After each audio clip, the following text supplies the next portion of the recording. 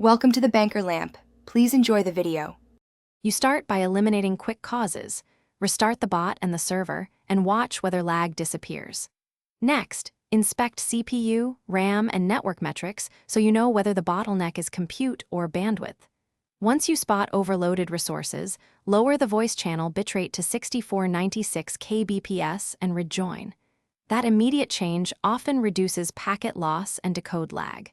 If lag improves, you've confirmed a resource or bitrate-related issue and can move to deeper optimizations. Now refine how audio flows. You should use Opus for encoding and decoding because it's low latency and Discord native. Avoid sending raw PCM where possible. If the bot shares a process with heavy tasks, move audio handling to a dedicated node like Lavalink or a separate process to isolate load. Also, shrink buffer sizes and turn off needless resampling so you minimize added latency. Together, these changes reduce transcoding delay and queue buildup, which are common causes of music lag.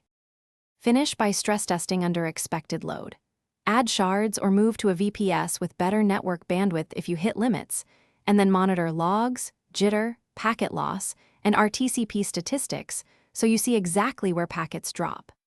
Make incremental changes and test after each one.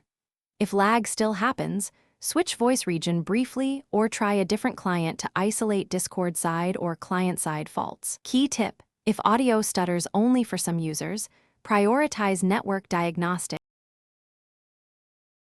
Thanks for watching. If this was helpful, leave a like and consider subscribing. See you next time.